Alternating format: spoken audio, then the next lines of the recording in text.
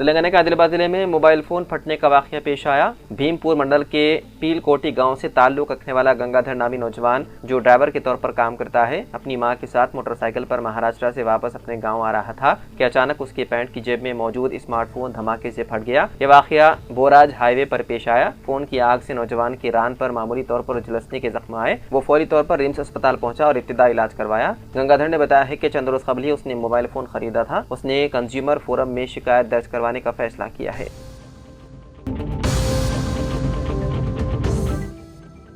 मारूफ senior photo journalist Sheikh Naseer आज सुबह मुख्तसर अदालत के बाद इंतकाल कर गए। उनकी उम्र 60 बरस थी। पसमानदगान में अहलिया और 2 बच्चे शामिल हैं। शेख नसीर गुज़िश्ता 35 बरसों से उर्दू रोजनामा मुंसिफ से वाबस्ता थे। वो गुज़िश्ता चंद बरसों से मुख्तलिफ बीमारियों में मुब्तला थे और आज सुबह अपने मकान पर इंतकाल कर गए।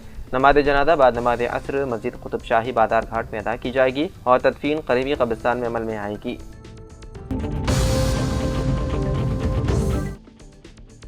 जगतगिरी गुट्टा पुलिस स्टेशन हदूद में पापी रेड्डी नगर कॉलोनी के रिहायशी इलाके में वाक़े एक चिप्स के गोदाम में चारशंबे की सुबह भयानक आतिशज़दगी का वाक़या पेश आया। यह वाक़या सूर्या एंटरप्राइजेस चिप्स के गोदाम में पेश आया, जो एक गुंजान आबादी इलाके में वाक़े है। आग के शोले अचानक भड़क उठे, जिससे मुकामी बाशिंदों में खौफ व हरास फैल गया, जिन्हें खदशा था कि आग करीबी घरों तक फैल सकती है। इत्तला मिलते ही फायर एंड इमरजेंसी अमला जाए वक़ू पर पहुँच गया और 2 फायर इंजनों की मदद से आग पर काबू पा लिया गया। खुशकिस्मती से इस वाक़े में कोई जानी नुकसान नहीं हुआ। हालांकि इमलाक के नुकसान का अंदाजा लगाया जा रहा है।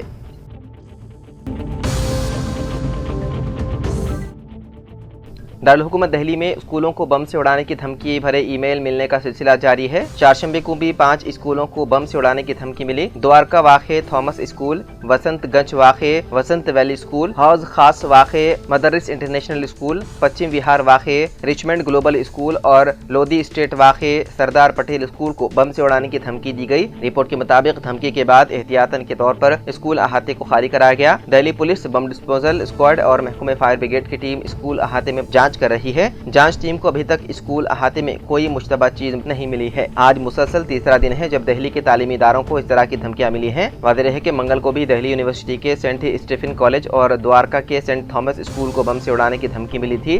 किसी ने ईमेल करके स्कूल में RDX और IED रखा होने का इत्तला दी। इत्तला मिलते ही सिक्योरिटी एजेंसियों में हंगामा मच गया।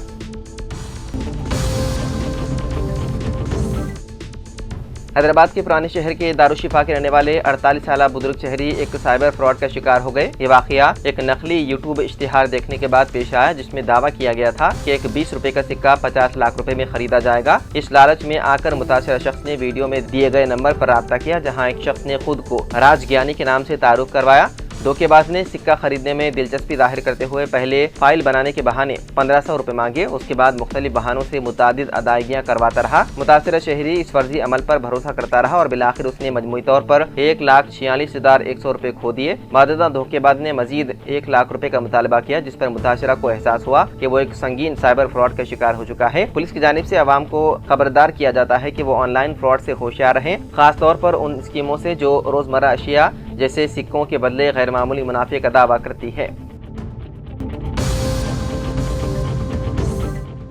तेलंगाना के महबूब नगर में 2 तेंदुओं की बस्तियों के करीब आमद से आवाम में खौफ की लहर दौड़ गई। पहले एक तेंदुआ दिखाई दिया था, अब 2 नजर आने पर हुक्काम ने पिंजरे, CC कैमरे और ड्रोन के जरिए निगरानी का अमल शुरू कर दिया। मुकामी आवाम की इत्तला पर पुलिस व महकमे जंगलात ने उस मुकाम का जायजा लिया जहाँ तेंदुए नजर आए, ताहम जंगली जानवरों की ताज़ा सरगर्मी की इत्तला नहीं मिली।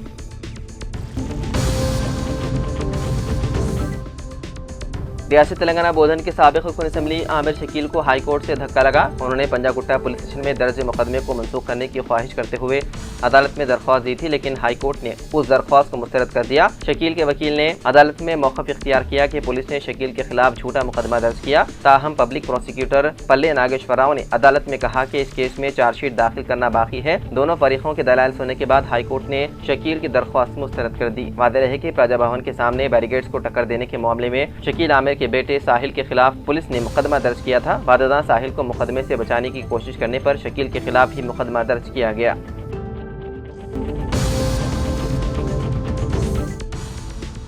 सुप्रीम कोर्ट ने कुल हिंद मजलिस इत्तेहादुल मुस्लिमीन की रजिस्ट्रेशन मंसूख करने की दरख्वास्त को मुस्तरद कर दिया। ताहम अदालत ने ये जुबानी तबसरा किया कि सियासी जमातों की जानिब से मजहबी या जात पात की बुनियाद पर वोट मांगना एक खतरनाक है। अदालत ने तिरुपति नरसिम्हा मौर्य की जानिब से दायर उस दरख्वास्त पर गौर करने से इनकार किया जिसमें दिल्ली हाई कोर्ट के फैसले को चैलेंज किया गया था। दिल्ली हाई कोर्ट ने भी मजलिस पार्टी की रजिस्ट्रेशन को मंसूख करने से इनकार कर दिया था। बेंच ने वादे किया कि अभिराम सिंह फैसले के मुताबिक मजहब के नाम पर वोट मांगने वाले उम्मीदवारों के खिलाफ तो इंतखाबी अर्जी दायर की जा सकती है, लेकिन किसी सियासी जमात के खिलाफ नहीं।